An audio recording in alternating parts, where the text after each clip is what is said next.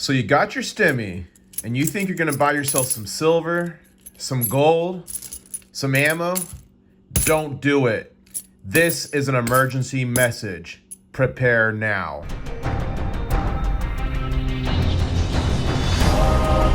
One stacker on a journey to find silver. International Stacker.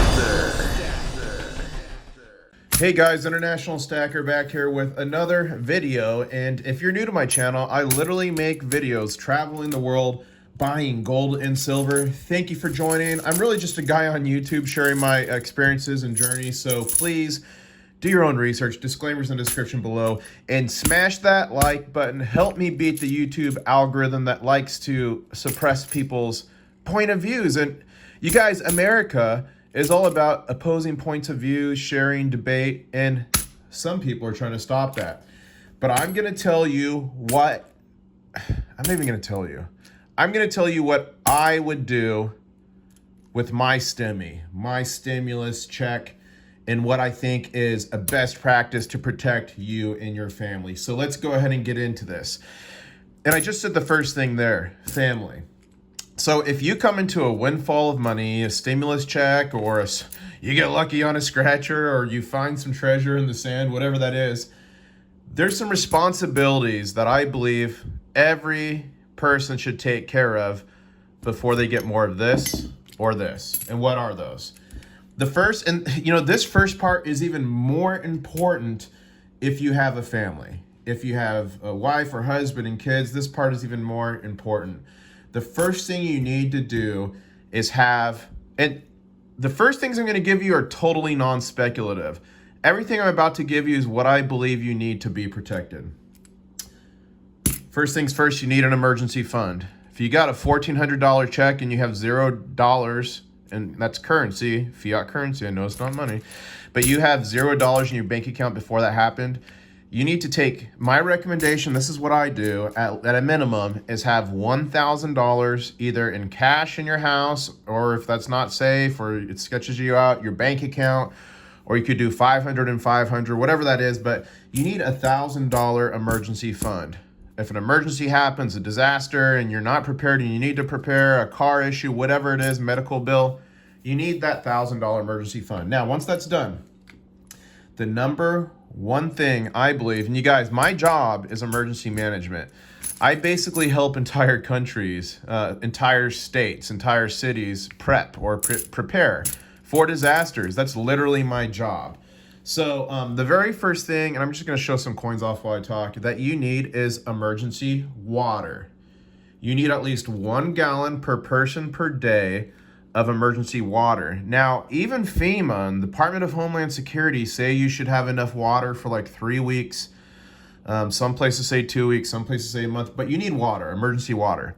Water does not go bad. It's the container you keep it in. So whatever you're storing your water in, make sure it's like a food grade type container, and that will last a long time. If it's a plastic-based container, you want to keep it climate controlled. You don't want it in the heat. You don't want it in the sun. It will degrade. Again, the water doesn't really go bad.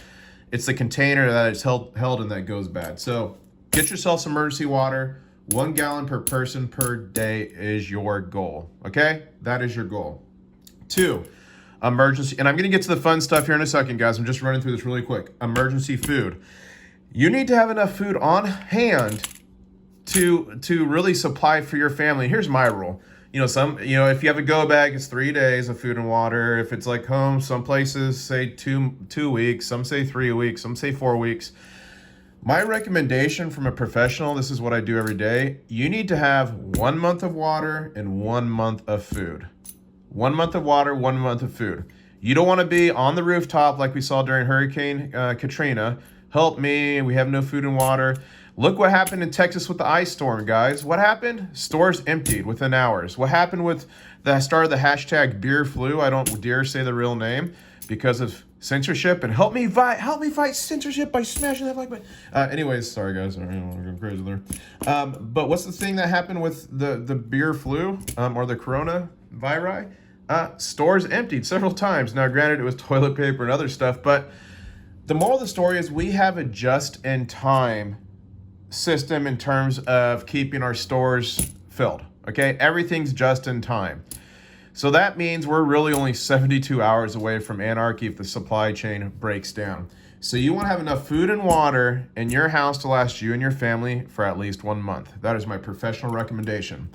Now imagine if when this virus is going on, it actually had a higher percent kill rate, like 20% or 30%.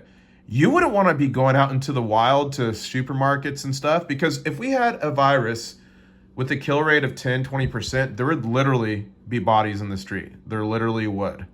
People don't realize that. Like, what we're dealing with now is under 1%, and we were having problems, right? So imagine if it's 10, 20%. So do you think you're going to want to go out into the wild and shop and possibly be exposed for some crazy future virus just to get food and water? No, you want to have that at home at least a month. Why would you want a month? You could just evacuate. What if it's a major earthquake and transportation lanes are shut down? What if it's some sort of electromagnetic issue with an EMP that's hurt part of the power grid? 100 million different things can happen. You want to be self-sufficient for 1 month is my recommendation. For the food, freeze-dried food is the best. It lasts for 20 years. Here's my shameless plug. Link in the description below. Go to preparewithis.com. I have a partnership with My Patriot Supply freeze-dried food. It's literally good for 20 years. They give the best discount on my link below, and if you buy with my link below, preparewithis.com, I do get a kickback to the channel, and that enables me to travel, make cool content, and even give some of this back to you all. So I appreciate your support in that, preparewithis.com. Now, we've gone through the food, we've gone through the water, we've gone through the emergency fund. The next thing you need to be ready with is ammo. Now, I know not everyone is a gun person. I know not everyone is into it. But if you're into it, you're right as an American to protect your family. Ammunition is key. Well, first you got to have one of those, but then ammunition is key. How much ammo do you want to have? Here's what I say. With rifles, I keep at least 1,000 rounds. Seems crazy. Not really. If you go to the range for 1 day, you could easily go through 6 magazines if you're doing drills and stuff. Each magazine holds 30 rounds. That's over 500 rounds you'd go through in just 1 day, right? So I usually keep at least 1,000 rounds of 5.56 for my rifle, and 1,000 rounds of 9mm is my minimum base I want to be at. Okay, the number could be different for you, but you want to make sure you have some of this so you can protect this, which is what we're about to talk about, the fun stuff. So as of, I'm filming this video here Saturday morning, I'm going to upload it. Silver is at $24.98. Gold is at $17.30. And the gold to silver ratio, meaning how many ounces of silver it takes to make 1 ounce of gold. So right now it takes 69.57 ounces of silver to equal 1 ounce of gold. So if you switched, that's what the switch would be. Folks, it was not that long ago, the GSR gold-silver ratio was up around 120, right? So if you bought a bunch of silver then, you wait for that ratio to close, and you trade it for gold, and you get more gold doing it that way, playing the ratio, than if you just bought it outright. So that's kind of what I intended and am trying to do. So right now with my silver, I'm back up nearly at that 6,000 ounce mark. So I've got a ton of this. So I've started to buy a bit more gold. Now I still believe, and this is my personal opinion, that there's more opportunity right now in silver. I still truly believe that, which is why I've gone so heavy in it. However, I went so heavy in it, had very little exposure to gold. So you're watching this most likely because you already believe this, or you're just finding this out, that gold and silver have been will preserve your wealth, help you preserve your wealth, and be a hedge against inflation since the time of the freaking Romans, okay? Thousands of years of history. So that's why people buy this stuff. That's why people get into this, okay? So long story short, I was heavy silver. I'm still buying silver, but now I'm starting to get a bit more gold just to increase my exposure to it. As that ratio drops, I'm more likely to buy gold than silver. As the ratio expands, I'm more likely to buy silver than gold, just because it's going to be better if you're playing the ratio. The key thing here to remember with gold and silver, and I know a lot of you are going to say, you should buy Bitcoin with the stimulus. You should do this and that. That is a speculative play. If you want to do that, go ahead, but it's extremely speculative. What I just went over in this video is non-speculative. What I think is the base thing you need to protect yourselves and your families, and your safest bet to preserve your wealth.